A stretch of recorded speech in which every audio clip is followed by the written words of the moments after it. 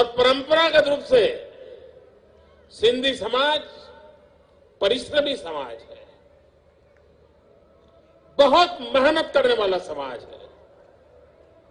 कितना ही धनी परिवार क्यों ना होगा, लेकिन वह भी कोई न कोई परिश्रम करता रहता है। वो ऐशो आराम की दुनिया में फिसल जाने वाला समाज नहीं है। और ये जो उसके गुण है, ये गुण अगर बचे रहेंगे, पीढ़ी दर पीढ़ी इन गुणों की विरासत अपने बच्चों को मिलती रहेगी, तो सिंधी समाज को कभी संकट नहीं आने वाला है। कोई संकट उसको झुका नहीं सकता है। कितनी भी भयंकर समस्या आई होगी, वो उसको झुका नहीं सकती है। मैं तो कभी कभी सोचता हूं, जब भारत विभाजन हुआ और सिंध से लोग यहां आए, अंजार में रहते थे, अभी मुश्किल से 5 साल साथ हुए थे, वो सेटल हो रहे थे, और अचानक भयंकर भूकंप आ गया था उस समय। अब आप कल्पना करिए उनका क्या हुआ होगा कि एक आफत से निकल करके हिंदुस्तान आए तो परमात्मा ने दूसरी आफत जोड़ दी, और उसके बाद भी ये समाज शक्ति के साथ आगे बढ़ रहा है। अपने आप में सिंधी समाज से बहुत कुछ सीखने जैसा है, बहुत कुछ सीखने जैसा है। और पूरे देश को सिंधी समाज की जो शक्ति है, आत्मबल पर संकटों से जूझने की, संकटों से उभरने की, फिर एक बार जीवित होकर के जी जान से जूझने की, ये अपने आप में एक अजूबा है। ये देश की अमानत है। उस अमानत को हम कैसे चिरंजीव रखें, ये दायित्व आज की पीढ़ी का है। मुझे कभी कभी चिंता होती है,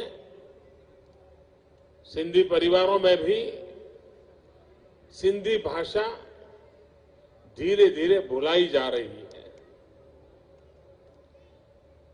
डाइनिंग टेबल पर भी ज्यादातर अंग्रेजी में बात होती है। ये बदलाव जरा चिंताजनक है। मेरी प्रार्थना है आपसे, आप अपनी भाषा न भूलें, अपनी भाषा न छोड़ें।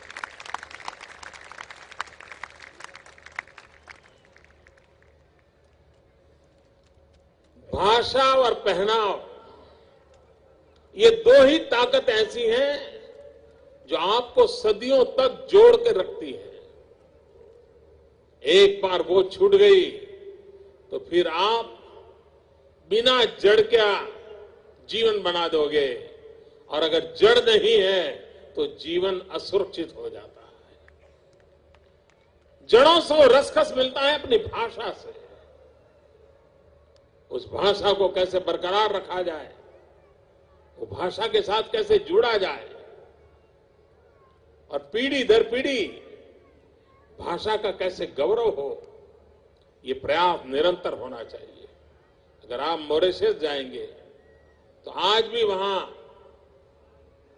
वो हिंदुस्तान से गए थे, इस बात का गर्व है। किस कारण से? सिर्फ भाषा के कारण। तुलसीकृत रामायण उनके पास थी, चौपाई पीढ़ी दर पीढ़ी बोलते गए, और इसलिए आज हिंदी भाषा न आने के बावजूद भी, भारत से कटे हुए सदियां हो गई, उसके बावजूद भी उस रामायण की चौपाई के सहारे वो अपनी जड़ों से जुड़े हुए हैं। इसलिए जड़ों से जुड़ने के लिए भाषा एक बहुत बड़ा साधन है, बहुत बड़ा आधार है। और इसलिए मैं प्रार्थना करूंगा कि अपने परिवार में सिंधी भाषा का गौरव, सिंधी भाषा का सहज चलन, ये बने रहना चाहिए। और दूसरी बात, आप तो गुजराती बहुत बढ़िया बोल लेते हैं, बोलना भी चाहिए, ताकि इन दोनों का मेल एक नई शक्ति देगा। मैं फिर एक बार आप सबको नववर्ष की शुभकामनाएं देता हूं। जय झूलेलाल कहते मैं प्रणाम करता हूं। आप सबको भी बहुत बहुत शुभकामनाएं।